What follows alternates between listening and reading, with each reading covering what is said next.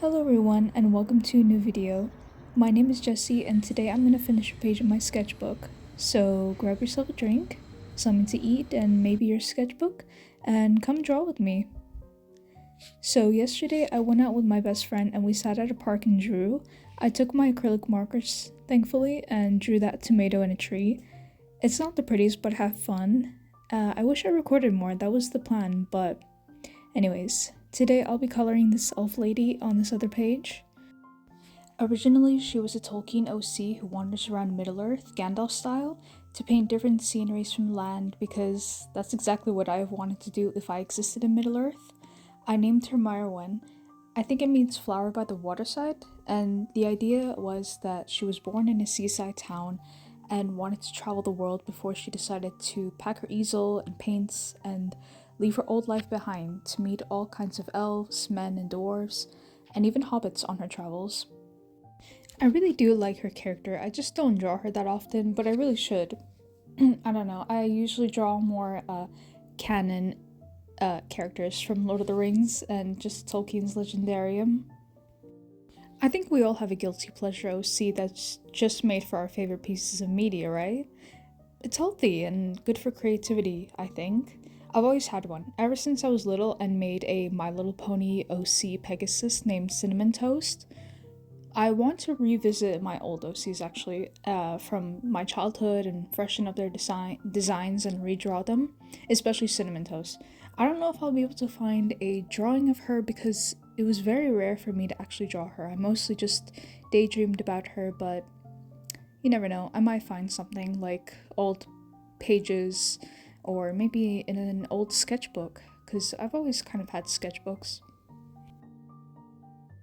This sketchbook has been going so well, it's just been one good spread after another. I think it's because such a versatile and easy to use medium like acrylic markers really suit a sketchbook, especially if there are ugly sketches to cover up, which I do quite often, honestly. By the way, I should mention that the sketchbook that I'm using is Talon's Art Creation as usual. I'm also using my Copic Chow markers, Ohuhu markers, and Faber-Castell Polychromos pencils as per usual.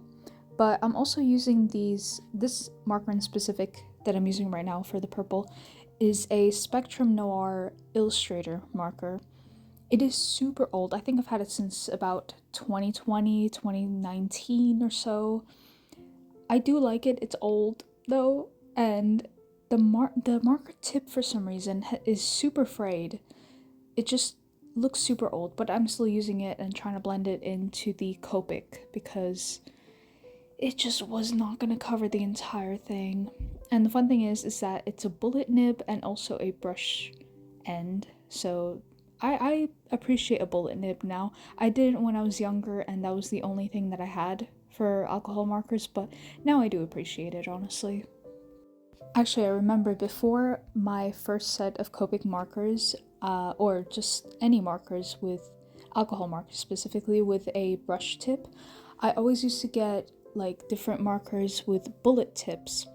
So I had a set of or I think there were touch markers, I think they were just off-brand though.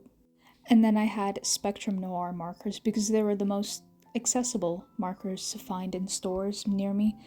But the thing is, they came in different sets and not that wide of a variety, so I was pretty limited to what colors I had. So eventually, I went, when I was on travels, I think I was in Seville in Spain, and I found a store that had Copic markers, and that's where I bought my first Copic Chow markers, and they've lasted so long. I got, actually it was some Copic Chows and some Copic Sketch markers. Super expensive, but I'm glad I got them, even though I was also like 16 or so. Anyways, and I finally, got the refills and stuff, so I'd say 5 years is pretty good.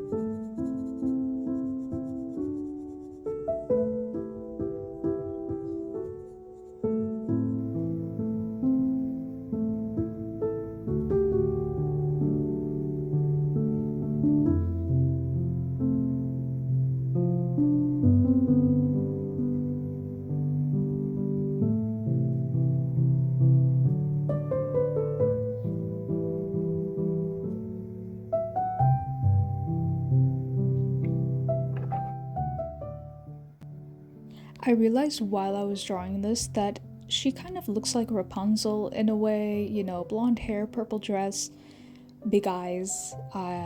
Luckily, actually, you know what? Now that I'm realizing, Merwin's real eye color is brown. I don't know why I gave her a dark blue. Maybe I'll switch back to the brown because it's cute. I think it's pretty cute when, uh, I don't know, a character has blonde hair and brown eyes. It's a good combo. But yeah, I referenced actually for this dress one of Arwen's dresses a little because I don't know what it is about dresses, but I go for a really simple design. Like, there's nothing special about the way that I draw dresses. So I didn't really do much, I just did some shading here. And then later for the background, I also did another Arwen scene where she's outside in Rivendell, which is such a beautiful scene. You know, there's like pillars and, you know, vines growing on the pillars. It's very nice. It's very perfect for a central character.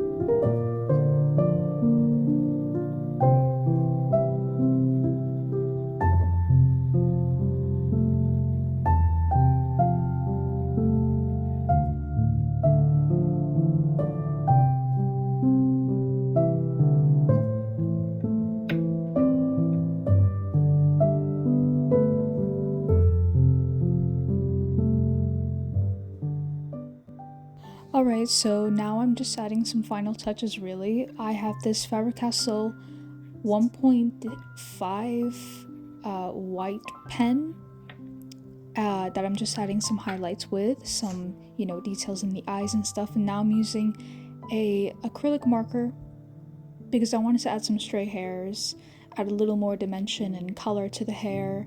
I don't know how well that suited that one strand of hair at the front, but oh well, it's fine.